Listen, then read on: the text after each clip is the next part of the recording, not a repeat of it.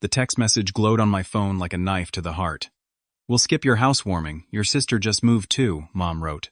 10 years of building my design business, sacrificing everything, finally culminating in my dream home on the California coast, and my own parents couldn't spare a weekend.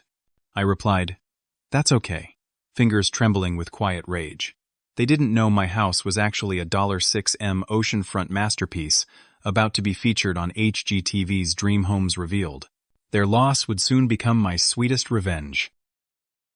I always knew I was different in my family. Growing up in Lincoln, Nebraska, in our modest 3-bedroom ranch house, I felt like the odd one out from an early age. My younger sister Amelia arrived when I was 4, and from that moment, the family dynamics shifted in ways I was too young to understand but old enough to feel. Our parents, Jack and Martha, were hard-working, practical people. Dad managed a local hardware store, and Mom taught 2nd grade at the elementary school. They weren't cruel or abusive, just selective with their attention and affection. And that selection rarely landed on me. "Guy, why can't you be more like your sister?" became the unofficial family motto. Amelia was everything I wasn't. Athletic, mathematically gifted, socially adept. Her softball trophies lined the mantelpiece. Her perfect report cards earned prime real estate on the refrigerator. When she was accepted to the state science fair in 7th grade, my parents took 2 days off work to drive her there and cheer from the sidelines. Meanwhile, my artistic inclinations were treated as curious oddities at best, wastes of time at worst. When I won first place in the regional art competition during my sophomore year of high school, neither of my parents attended the ceremony. Mom had volunteered to chaperone Amelia's field trip, and Dad claimed the store was short-staffed. "We're proud of you, but it's just drawing," Mom said when I showed them my gold certificate and the small scholarship check. "It's not something you can build a future on." That night I made a promise to myself. Someday, I would build something so magnificent, so undeniably successful, that they would have to acknowledge my worth. I would prove that my just drawing could create a life they couldn't imagine. After high school, I worked 2 jobs to put myself through college, studying interior design at California State University. My parents contributed nothing, having emptied their modest savings account for Amelia's pre-med education. "Doctors make a difference," Dad explained. "They'll always have work." Those years were lean and difficult. I lived in a tiny apartment with 3 roommates, survived on ramen and coffee, and poured every spare minute into building my portfolio. I interned without pay at a small design firm, sweeping floors and organizing fabric samples just to get my foot in the door. Graduation day came and went without my family present. Amelia had a big exam that week, Mom explained over the phone. They sent a card with $20 tucked inside. I stayed in Los Angeles, determined to make it work. Starting as an assistant at Bennett Design, I worked 70-hour weeks, absorbing everything I could about the business. 3 years later, I took the biggest risk of my life, liquidating my meager savings to start my own design company.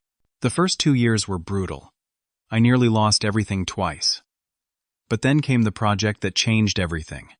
A small guest house renovation for the producer of a popular streaming show. She loved my work so much that she recommended me to her friend, actress Natalie Warren. "I want someone fresh," Natalie told me during our first meeting. "Someone who isn't just copying what's already been done to death." The beach house I designed for her caught the attention of Architectural Digest, and suddenly, my phone wouldn't stop ringing. The next 3 years were a whirlwind of high-profile clients, magazine features, and a rapidly expanding business. With each success, I called my parents, hoping for something more than the lukewarm, "That's nice, honey," I inevitably received. Amelia had graduated medical school by then and started her residency at a prestigious hospital in Chicago. Every conversation with my mother somehow circled back to my sister's accomplishments. Then, last year, I found it, a rundown Spanish colonial villa perched on a cliff overlooking the Pacific. The structure was sound but neglected, the 6-bedroom home a shadow of its former glory.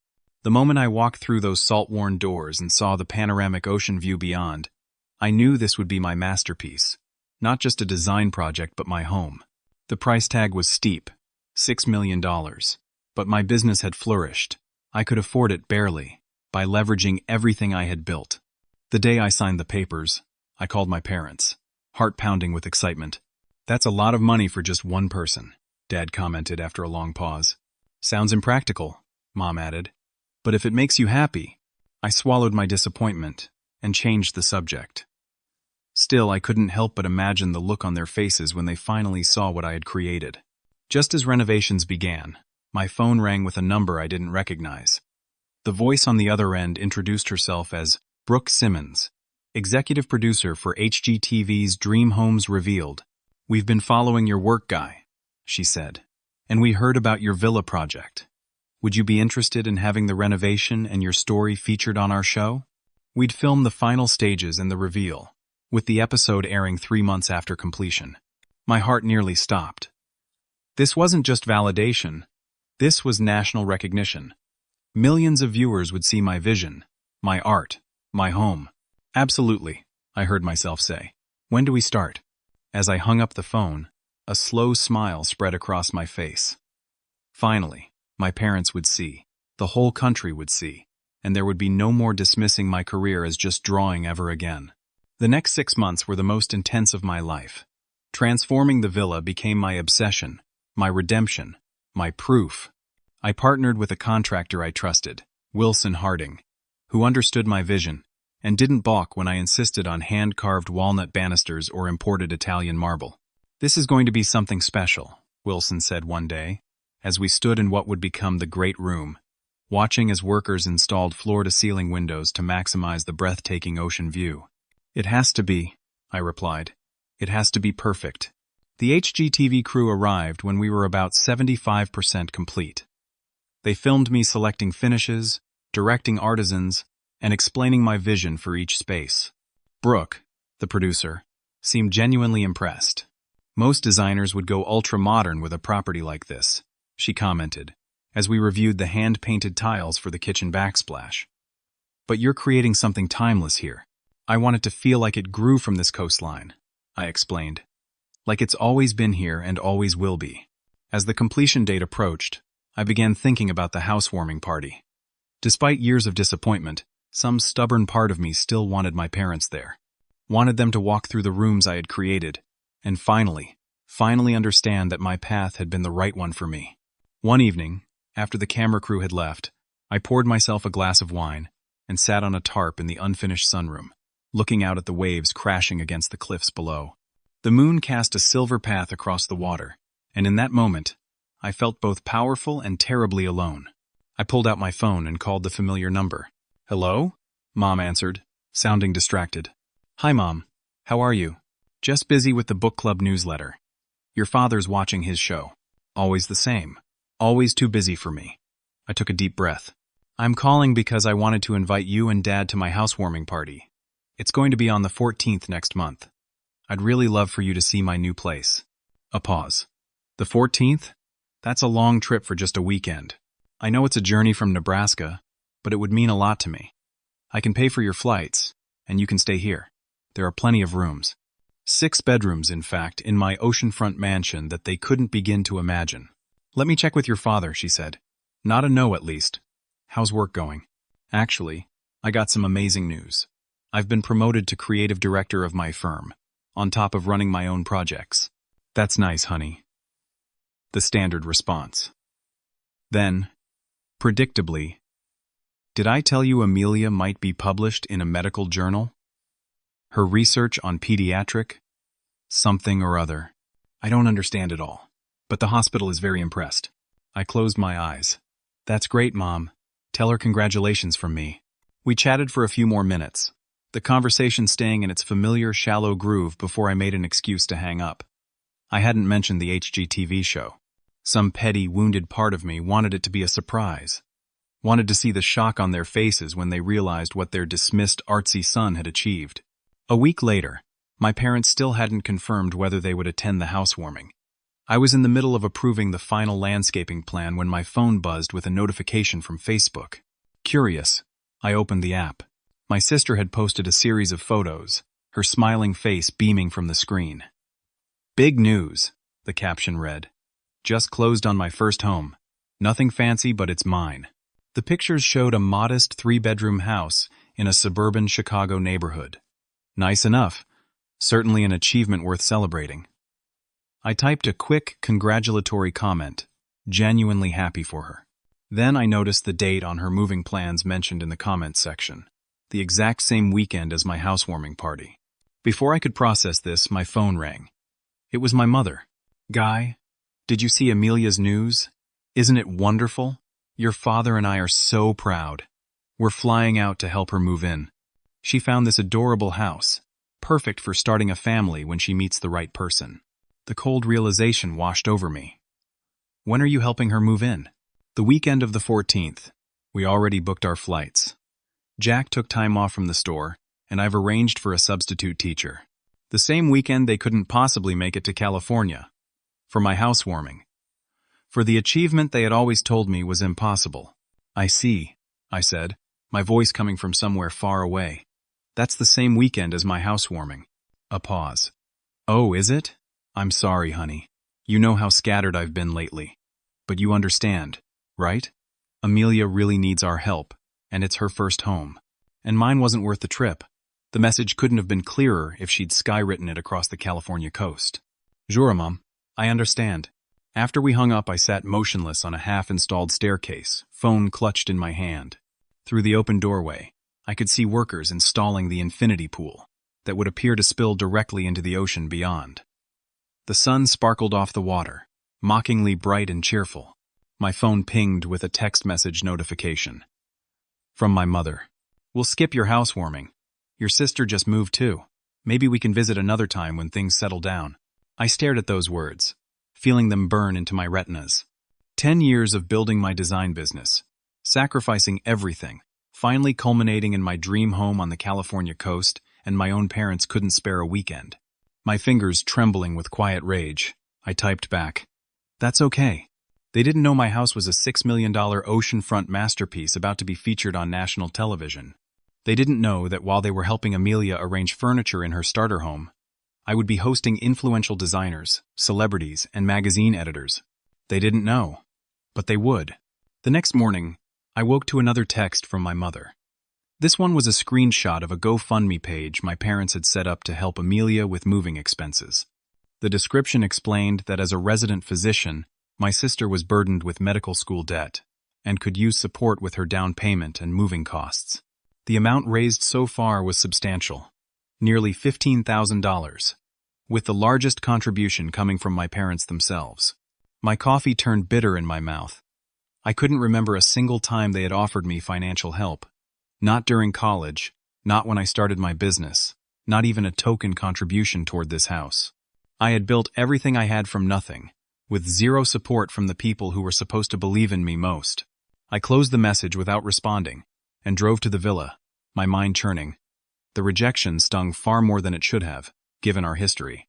Somehow, I had still harbored the childish hope that this achievement, this magnificent home that represented everything I had worked for, would finally be enough to make them proud. When I arrived at the property, I found my best friend Tyler already there. He ran his own construction management company and had been instrumental in coordinating the specialized craftsmen needed for the villa. More importantly, he had been my emotional support through the years of parental disappointment. "You look like hell," he observed, handing me a coffee from the local shop he had stopped at on his way over. "Thanks for the compliment," I muttered, taking a grateful sip. "Parents?" he guessed, knowing me too well. I nodded and showed him the texts. Tyler had witnessed many such disappointments over our 15-year friendship, dating back to when we were roommates in college. He had been there when they skipped my graduation, when they dismissed the opening of my first office space, when they couldn't be bothered to attend the industry awards ceremony where I was honored last year. "Screw them," Tyler said flatly. "Seriously, Guy. At some point, you have to stop giving them chances to hurt you." "I know," I sighed. "It's just, I wanted them to see this, to finally get it." Tyler looked around at the soaring ceilings, the wall of windows framing the Pacific, the custom details that made the space uniquely mine. "Then make them see it," he said slowly, a familiar gleam appearing in his eyes. "What do you mean?" "I mean, if they won't come to the mountain, bring the mountain to them. Or rather, bring it to everyone except them." I raised an eyebrow, intrigued despite my melancholy. "I'm listening." The HGTV show is great. But let's make this housewarming the social event of the season. Invite everyone who matters in the design world. Clients, magazine editors, influencers, celebrities. Document everything. Make it so spectacular that it can't be ignored. A slow smile spread across my face as I caught his vision. The ultimate revenge is success. Exactly. And success that's public, undeniable, and widely celebrated. The idea took root and blossomed. Over the next few days, I threw myself into planning the most extraordinary housewarming party imaginable. I hired a top event planner, Sarah James, who had orchestrated events for Hollywood A-listers. I want this to be tasteful but impactful, I explained during our first meeting. Something people will talk about for months afterward. Leave it to me, Sarah assured me. By the time I'm done, your home will be the must-see property of the year. I compiled the guest list with strategic precision. Every client who had helped build my business. Design editors from Architectural Digest, Elle Decor, and House Beautiful. Social media influencers with millions of followers. Local celebrities and tastemakers. The HGTV producers and crew, of course. When I mentioned the party to Brooke, she was immediately enthusiastic. Actually, would you mind if we filmed portions of it for the show? A housewarming would make a perfect closing segment for your episode. I'd love that, I replied, imagining my parents' faces when they eventually saw the footage. The more cameras, the better. As the plans took shape, I received an unexpected call from Jordan Maxwell, an old family friend who had known my parents for decades and now lived in San Diego, just a couple hours south of my new home. Guy, it's been years. I heard through the grapevine that you've bought a place out here on the coast. We should catch up. We arranged to meet for lunch the following day at a beachside cafe near my property. Jordan had always been kind to me growing up, one of the few adults who had encouraged my artistic interests. This is quite a location, Jordan whistled as we sat down, gesturing toward the ocean view. You must be doing well for yourself. I can't complain, I smiled. How about you? How's retirement treating you? Can't complain either. Playing too much golf, according to my wife. He chuckled. Then his expression grew more serious. I ran into your parents when I visited Nebraska last month. My smile stiffened. Oh? How are they? Jordan hesitated, clearly weighing his words. Good, good. Your dad's thinking about retiring soon himself. That's nice. I took a sip of water, hoping to move past the subject. Guy. Jordan leaned forward. They were talking about you. Something in his tone made me pause. What about me? He sighed. I don't want to stir up trouble, but as someone who's always thought you were talented, I think you should know. Your father was telling people at the Rotary Club lunch that you're still wasting your life drawing pictures, and that they're embarrassed you never got a real job like your sister. The words hit like physical blows.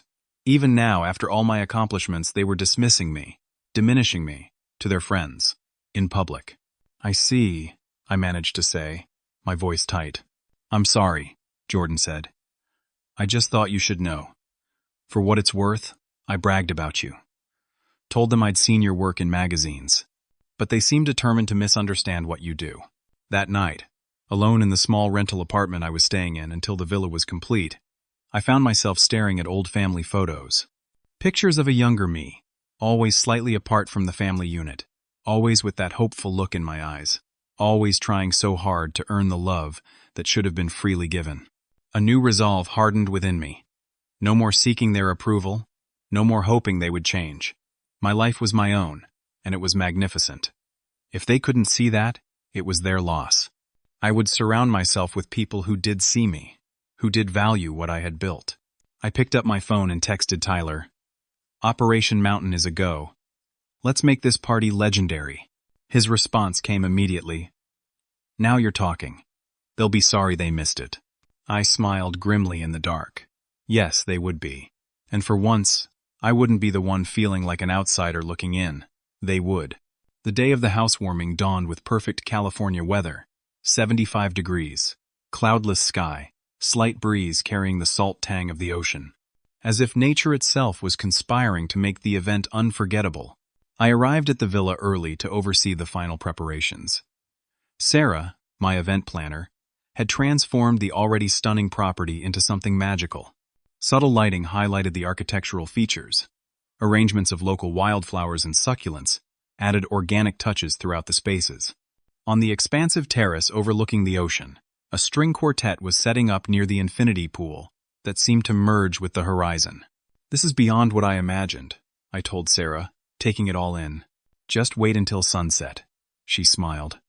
"I've timed the lighting to shift with the changing sky. It's going to be spectacular." The catering team bustled around the gourmet kitchen, preparing trays of elegant hors d'oeuvres. Bartenders set up stations throughout the property, including a champagne bar on the cliffside terrace.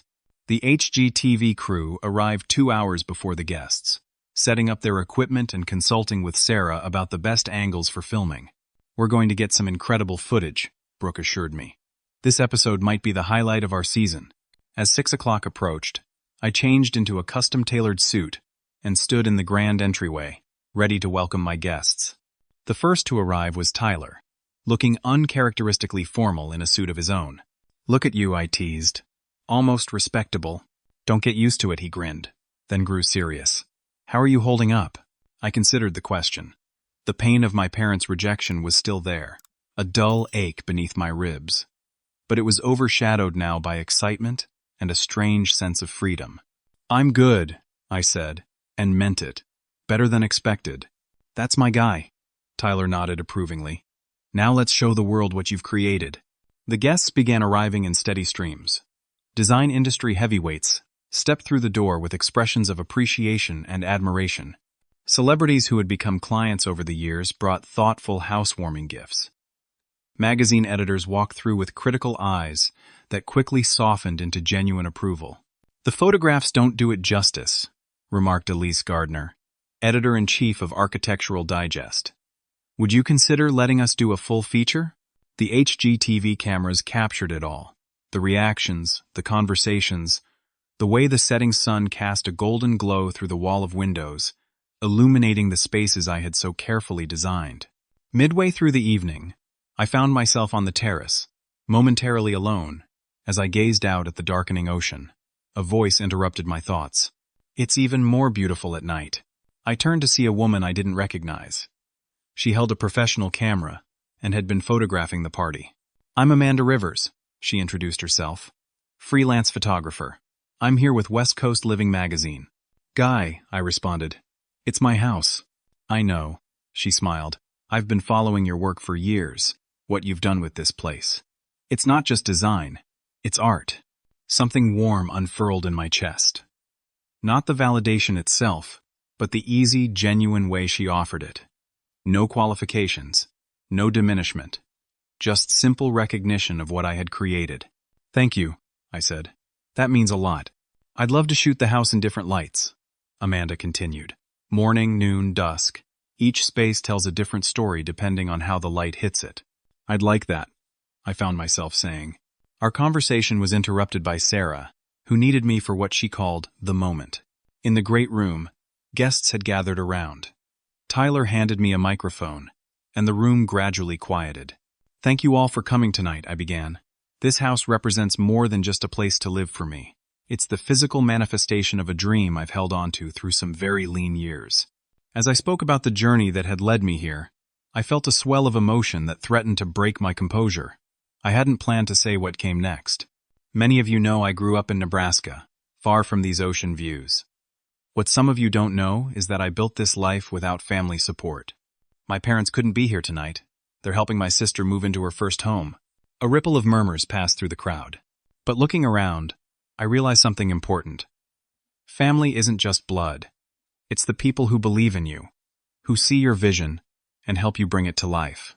Each of you has been part of my journey in some way, and having you here tonight means more than I can express. The room erupted in applause. From the corner of my eye, I could see the HGTV cameras capturing every moment, every emotion that played across my face. Later, as the party continued around me, I felt my phone vibrate in my pocket. A text from my sister, Amelia. "Moving day complete. Mom and Dad were such a big help. Hope your little get-together goes well too. Wish you could see my new place." Attached was a photo of my parents standing proudly in front of Amelia's modest home, arms around her shoulders, beaming with parental pride. For a moment, the old hurt threatened to resurface.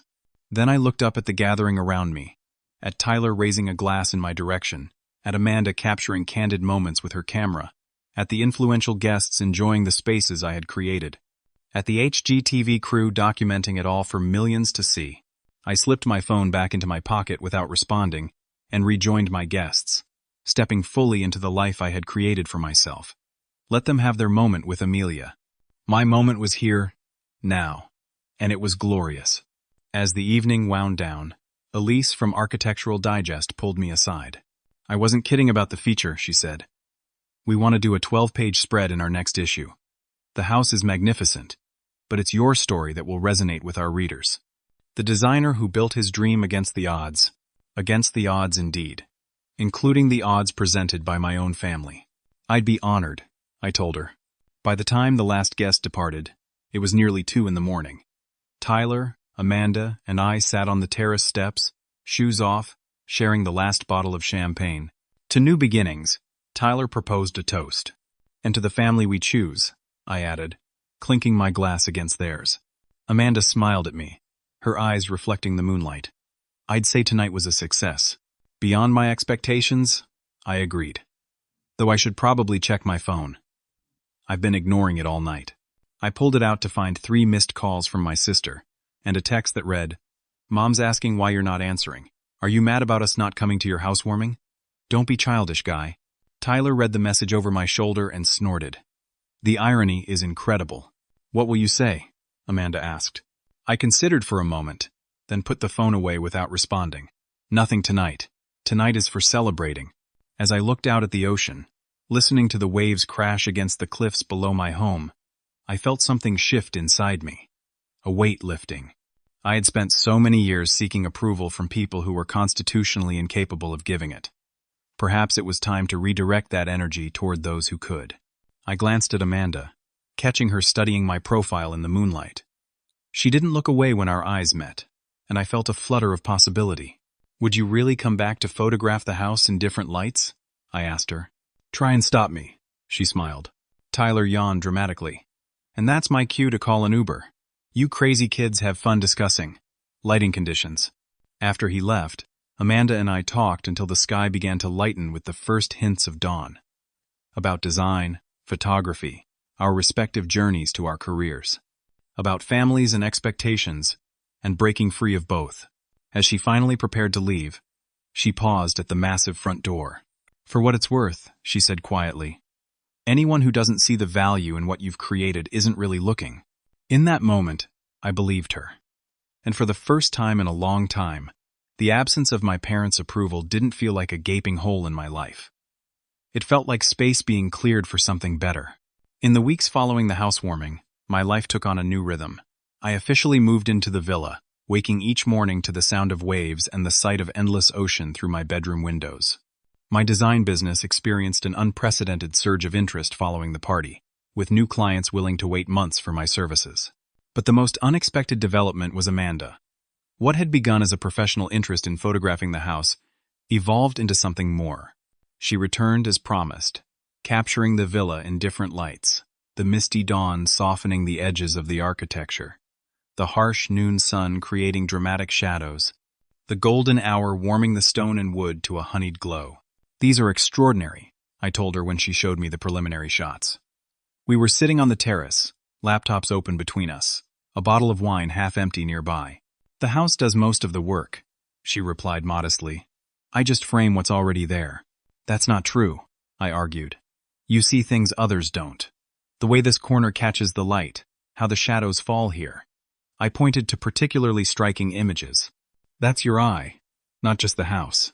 She smiled, pleased by the compliment. "Maybe we make a good team." We did. As the days passed, I found myself looking forward to her visits, scheduling my work around them.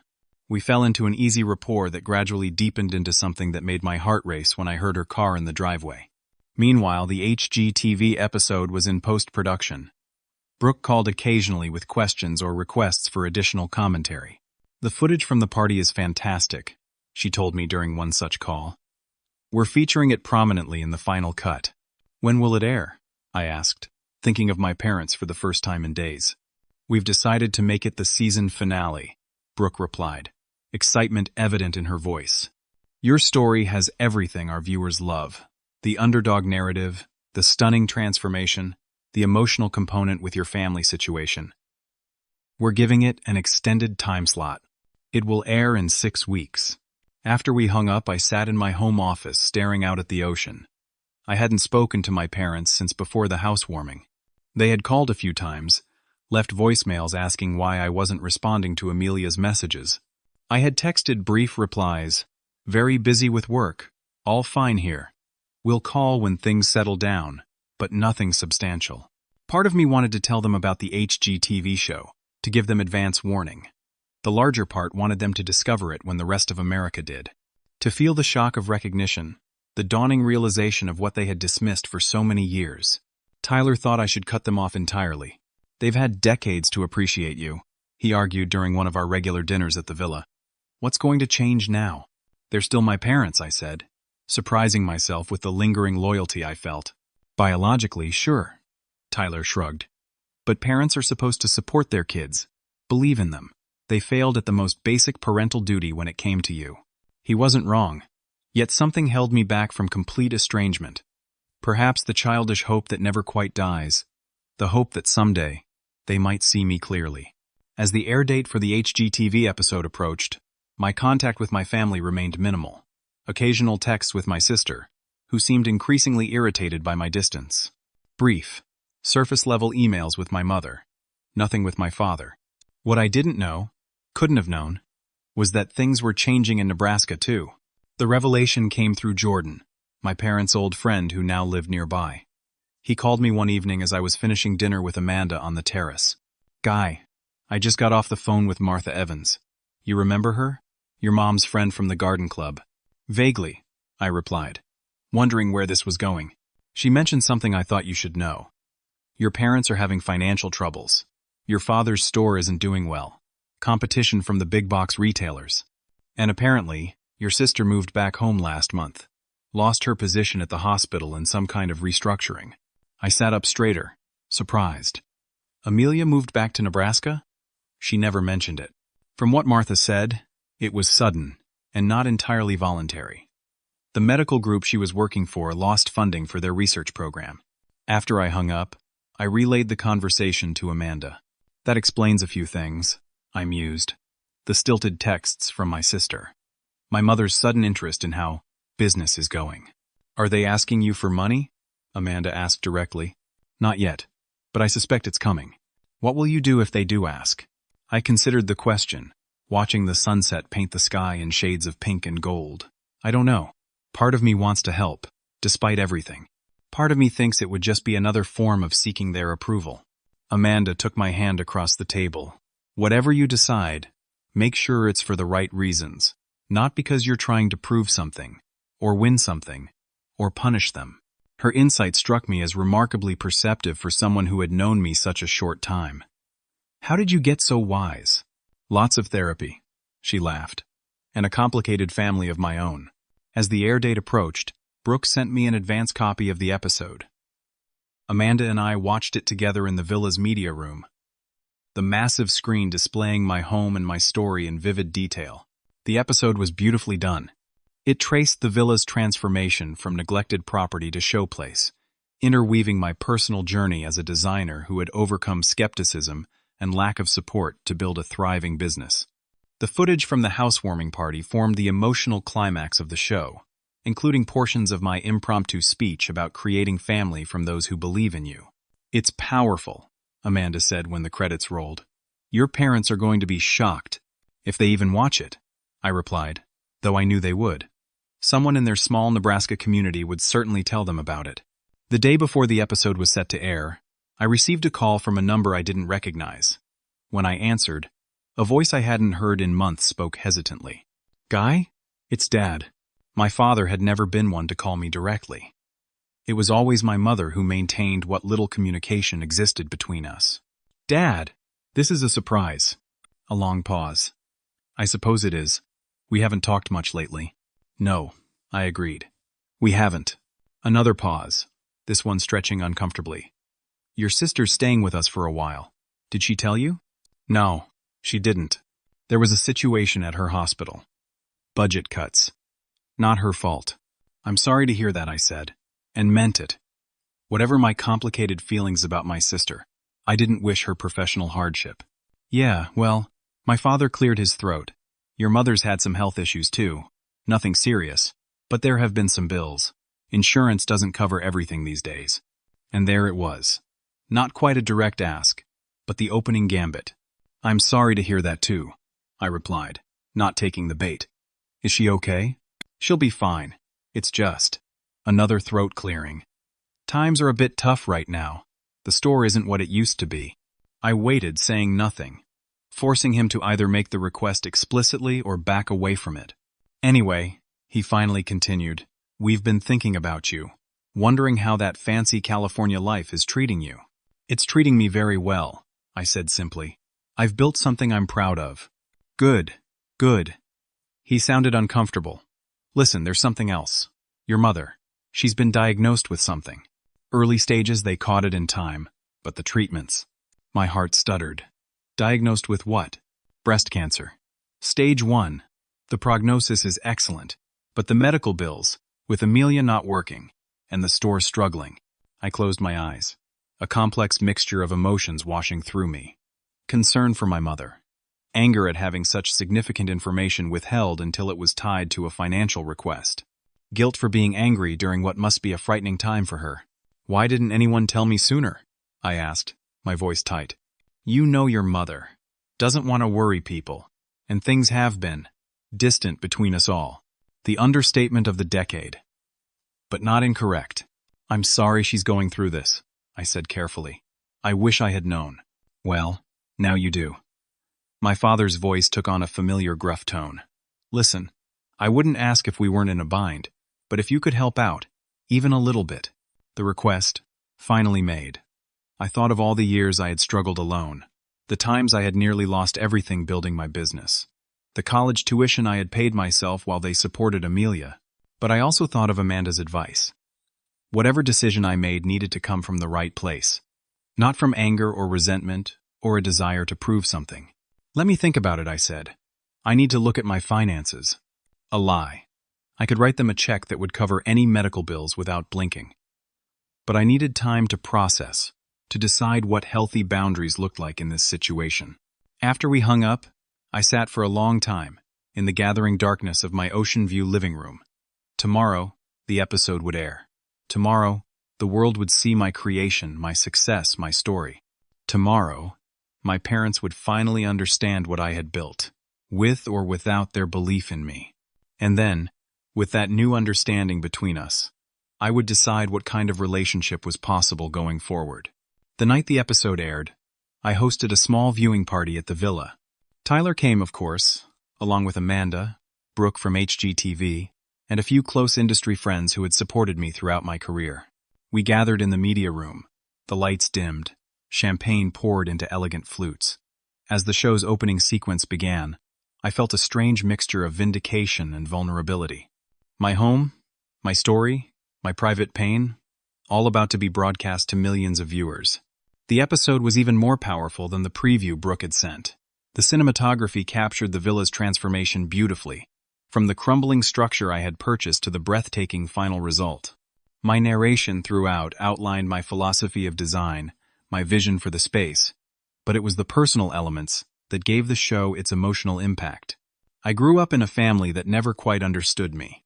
My on-screen self explained as the camera panned across the ocean view. My career choice was seen as impractical, even frivolous. Building this home represents more than just a place to live. It's proof that following your passion, even when others doubt you, can lead to something magnificent. The housewarming party footage was particularly striking. The camera captured the reactions of industry leaders as they toured the property, their genuine admiration evident. It showed the connections between me and the guests, the community I had built for myself, and it included my unplanned speech, the emotion raw on my face, as I spoke about creating family from those who believe in you. When the final credits rolled, there was a moment of silence in the room, then enthusiastic applause. That was incredible, Tyler said. clapping me on the shoulder. Better than I expected, and I expected a lot. You should be proud, Brooke agreed. This will definitely be one of our most talked about episodes this season. Amanda simply squeezed my hand, her eyes communicating everything words couldn't. As the small gathering continued, my phone began to vibrate in my pocket. At first I ignored it, focusing on the celebration around me. But the vibrations continued, insistent and unrelenting. When I finally checked the screen, I saw multiple missed calls and texts. From my mother, my father, my sister, even from extended family members and old friends from Nebraska. It's starting, I murmured to Amanda, showing her the screen. Are you going to answer? She asked. I shook my head. Not tonight. Tonight is for celebrating. And celebrate we did, though part of me remained distracted by the knowledge that back in Nebraska, my family was finally seeing the life I had built. Were they proud, embarrassed, regretful? The not knowing was both anxiety-inducing and strangely empowering. Later, after the guests had departed, and Amanda had fallen asleep in my bedroom, I sat alone on the terrace, the sound of waves crashing below. I finally checked my messages. The first was from my sister. Just saw your show. Why didn't you tell us it was airing tonight? That house is insane. Are you really that successful? Call me. The next from my mother. Guy, we had no idea. Your home is beautiful. Please call when you get this. And from my father, most surprisingly. Son, I don't know what to say. We've been wrong about your career. That house. It's something else. Please call your mother. She's been crying since the show ended. The remaining messages were from aunts, uncles, cousins, and family friends, all expressing amazement at what they had seen on television. I set the phone down, emotions swirling. For so long, I had craved exactly this: recognition, admiration, maybe even a bit of regret from my parents for their lack of support. Now that it had arrived, I wasn't sure how to feel. The next morning, my phone continued to buzz with notifications. My social media accounts were flooded with new followers. Design blogs were featuring screenshots from the episode, and my family continued to call. Amanda found me in the kitchen, staring at my phone as another call from my mother went to voicemail. You can't avoid them forever, she said gently. I know. I poured us both coffee. I'm just not sure what to say yet. What do you want from them? She asked, cutting to the heart of the matter as she often did. An apology? Recognition? A relationship going forward? Nothing at all? I don't know, I admitted.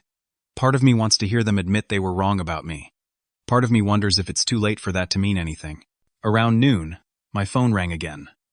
This time, it was Jordan, my parents' old friend. Guy, he said when I answered. I assume you've heard from your parents by now. I've seen their messages, I replied cautiously. I haven't called back yet. You might want to. His voice was serious. I just spoke with your father. He's not in a good place. I've never heard him like this. Like what? Broken. Regretful. He said watching that show was like seeing a stranger on the screen. A successful, articulate, talented stranger who happened to be his son. A son he realized he doesn't know at all. I swallowed hard.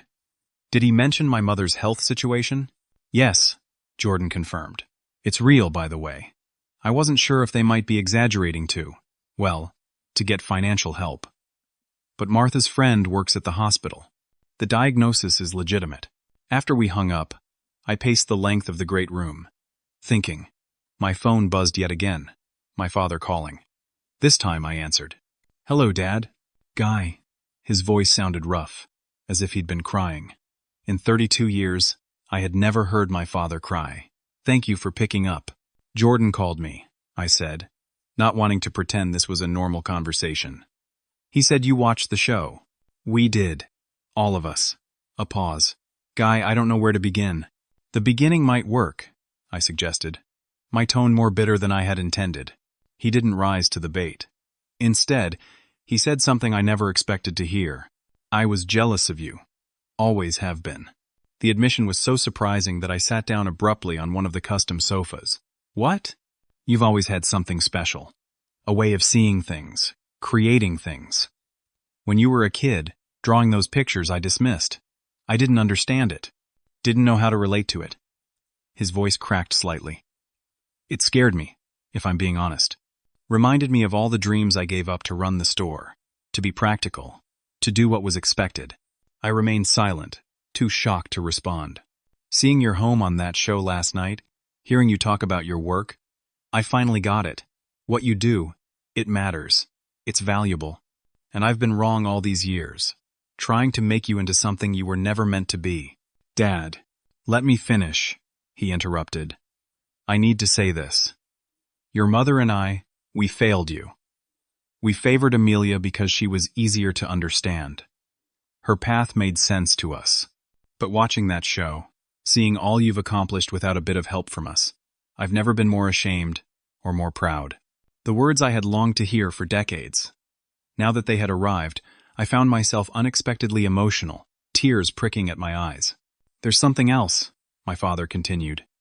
About your mother's condition. It's real, Guy, and we're struggling with the bills. I hate asking you for help, especially now, knowing how little support we gave you. But if there's any way. His voice trailed off, the request hanging between us. I took a deep breath. I'll help with Mom's medical expenses, I said. But I need something from you both first. Anything, he replied immediately. Honesty. A real conversation about our family, about the past, and boundaries going forward. I'm not the son you wished I was, and I'm done trying to be. That's fair, he agreed quietly. More than fair. After we hung up, I found Amanda in the sunroom, reading. She looked up as I entered, her expression questioning. I'm going to Nebraska, I told her. Just for a few days. I need to see them, talk to them face to face. She nodded, understanding without needing further explanation. Do you want company? The offer touched me deeply. Not this time, but thank you for offering. 3 days later, I stood on the front porch of my childhood home, suitcase beside me, heart racing as I rang the doorbell. The door opened to reveal my mother, thinner than I remembered, her eyes widening at the sight of me. Guy, she breathed, hand flying to her mouth. You didn't tell us you were coming. Surprise, I said awkwardly. She stepped forward and wrapped me in a hug that felt both familiar and strange. Over her shoulder, I saw my father emerge from the living room, his expression a complex mixture of emotions. And behind him, my sister Amelia, watching the reunion with wary eyes. The conversation we needed to have wouldn't be easy. Decades of hurt and misunderstanding couldn't be erased in a single visit. But as I stepped into the house, I felt something shift. A willingness to try, on both sides. A beginning, if not an immediate resolution. And back in California, the ocean villa waited, my achievement, my sanctuary, my proof that I had built something valuable, regardless of whether they had seen it all along. That knowledge gave me the strength to face whatever came next with my family, on my own terms at last. The 3 days I spent in Nebraska were among the most emotionally exhausting of my life. Sitting in the modest living room where I had grown up, I finally had the conversation with my parents that was decades overdue. We never meant to hurt you, my mother said, her hands clutching a tissue. The effects of her early cancer treatments were visible in her pallor, and the new thinness of her frame. We thought we were guiding you toward a more secure path. By dismissing everything I cared about? I asked, not accusingly but seeking genuine understanding. By treating my achievements as less important than Amelia's? My father shifted uncomfortably in his recliner. We didn't see them as achievements, Guy. That's our failing, not yours. We saw them as distractions from what we thought success should look like. And now? I pressed. Now we understand how wrong we were, my mother said softly. Seeing your home, your work, it's extraordinary, honey. We had no idea. Amelia sat silently through most of the discussion, but when she finally spoke, her words surprised me. I always envied you, she admitted. You knew exactly who you were, what you wanted. I just followed the path that made Mom and Dad happy. You're a doctor, I pointed out. That's hardly settling. She shrugged. I'm a good doctor, but I'm not passionate about it the way you are about design. And now I'm unemployed, living with our parents, watching my brother on national television in a house that belongs in a magazine. The honesty between us felt strange and new, like muscles long unused, suddenly being stretched. We talked about finances next. My parents' struggling hardware store, my mother's medical bills, Amelia's job search. I wrote them a check that would cover the immediate healthcare costs and promised to help establish a payment plan for ongoing treatments. This isn't charity, I made clear. It's what family does for each other. But going forward, I need our relationship to be different, based on mutual respect, not on trying to change each other. They agreed readily, perhaps too readily. Real change would take time, effort from all of us. But it was a beginning. When I flew back to California, I felt lighter somehow. Not because all was forgiven or forgotten, but because the truth had finally been spoken aloud. The fantasy I had harbored, that my success would magically transform my parents into the supportive figures I had always wanted, had been replaced with something more realistic. A complicated, imperfect relationship with complicated, imperfect people who happened to be my family. Amanda was waiting at the airport, her warm smile a beacon after the emotional turbulence of the past few days. "How did it go?" she asked as we walked to her car. "About as well as could be expected," I replied. "We talked. Really talked, maybe for the first time ever. And how do you feel about it?" I considered the question carefully, like I finally stopped needing something they can't give me, and started appreciating what they can. Back at the villa, life gradually found a new rhythm. My design business continued to flourish, with projects lined up for months following the HGTV episode. Amanda's photography career similarly expanded, her artistic eye increasingly in demand for architectural and interior design publications. We began dating officially, no longer pretending her frequent presence at the villa was purely professional.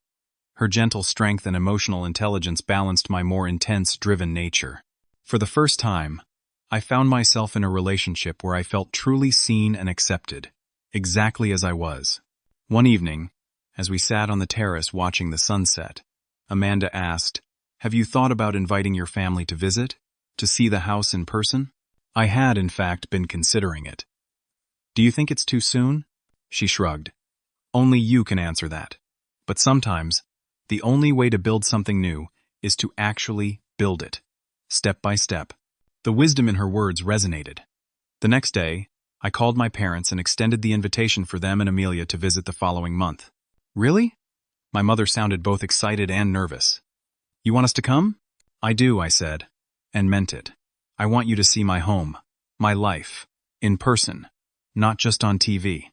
When they arrived 3 weeks later, I watched with a strange mixture of emotions as they stepped into the grand entryway of the villa, their expressions stunned as they took in the soaring ceilings, the panoramic ocean views, the careful details I had incorporated throughout. "Oh, Guy," my mother breathed, tears in her eyes. "It's even more beautiful than it looked on television." My father said little at first, moving from room to room with an expression of dawning comprehension. Finally, in the great room overlooking the ocean, he turned to me. "I understand now," he said simply. "What you do, why it matters. I'm sorry it took me so long." The 4 days of their visit weren't perfect. Old habits and dynamics occasionally surfaced. But there were moments of genuine connection, too. My mother exploring the garden with me, admiring the native coastal plants I had selected. My father asking thoughtful questions about the construction challenges. Amelia and I sharing a bottle of wine on the terrace, rebuilding a sibling relationship that had been strained by our parents' comparison. On their last evening, I gave them a sunset tour of the property, ending at the infinity pool that appeared to merge with the ocean beyond. The sky was painted in spectacular shades of orange and pink, the perfect California backdrop. "Thank you for sharing this with us," my mother said, her arm linked with my father's. "Not just the house, but letting us back into your life." I nodded, unable to speak past the unexpected lump in my throat. As they departed the next morning, the goodbye was different from any we had shared before. Not the perfunctory, slightly relieved farewells of the past, but something warmer, more genuine. A bridge being carefully rebuilt between us. In the months that followed, our communication continued, more frequent and honest than before. My mother's treatments progressed well, her prognosis remaining optimistic. My father began the process of selling the hardware store, planning for a retirement he had long postponed. Amelia found a new position at a research hospital in San Diego, closer to me than she had ever been as an adult, and Amanda and I grew closer, our relationship deepening in ways that sometimes took my breath away. She brought her own perspective to the villa, subtle touches that made the space feel increasingly like our home, not just mine. 6 months after my family's visit, I found myself standing on the same terrace where I had once received my mother's devastating text declining my housewarming invitation. This time, I was waiting for guests of a different sort, my parents and sister, arriving for a weekend stay, along with a few close friends including Tyler. Amanda stood beside me, a reassuring presence. In my pocket was a small velvet box containing a ring I had designed myself, with a stone that caught the light like the ocean at sunrise. "Nervous?" she asked, noticing my restless fidgeting. "A little," I admitted. "Not about them, though." I gestured toward the driveway where my family would soon arrive. "About this." I patted my pocket meaningfully. She smiled, eyes twinkling with mischief. "You know, for a designer with an eye for detail, you're remarkably bad at hiding surprises." "You know?" I asked, startled. "I don't know exactly what you have planned," she clarified. "But I know you're planning something. You've been acting strange all week." Before I could respond, the first car appeared at the gate. Tyler arriving early as he always did. Soon after came my parents' rental car, followed by Amelia in her own vehicle. The small gathering assembled on the terrace, glasses of champagne distributed as the sun began its descent toward the horizon. I had planned my words carefully, but when the moment came, I found myself speaking from the heart instead. A year ago, I stood in this very spot, feeling alone despite all I had built. I began, my voice carrying over the sound of the waves below. I had created this home as a kind of proof, evidence that my path had been the right one, despite the doubts and dismissals along the way. My parents exchanged glances, pain and regret flickering across their features. But what I've learned since then is that success isn't measured by what you build, but by who you build it with and for. I turned to Amanda, taking her hand. "You taught me that. You helped me see that proving others wrong is far less important than finding the people who believe in you from the start." Dropping to one knee, I pulled the ring box from my pocket. Amanda's eyes widened, her free hand flying to her mouth. "I want to build a life with you," I said, opening the box to reveal the custom-designed ring within. "Not to prove anything to anyone, but because loving you has taught me what really matters." "Will you marry me?" "Yes," she answered without hesitation, her smile radiant through happy tears. "Absolutely yes." As I slipped the ring onto her finger and stood to embrace her, applause erupted from our small audience. Tyler whooped enthusiastically. My mother wiped tears from her eyes, while my father looked on with genuine happiness. Amelia approached to hug us both, her congratulations sincere and warm. Later, as the celebration continued around us, my father pulled me aside. "I'm proud of you, son," he said, his voice gruff with emotion. "Not because of this house or your success, but because of the man you've become despite our mistakes." "I didn't do it alone," I acknowledged. "I had people who believed in me when you couldn't. And now, well, now I have you too, in a different way than before." He nodded, understanding. "Better late than never?" "Something like that," I agreed. As the evening deepened into night, I found myself reflecting on the journey that had led me here. The hurt child seeking validation, the ambitious designer proving his worth, the wounded adult nursing old grievances, and finally, the man standing on his own terms, neither defined by his parents' approval nor crippled by its absence. I had built this villa as a statement, a declaration of my success.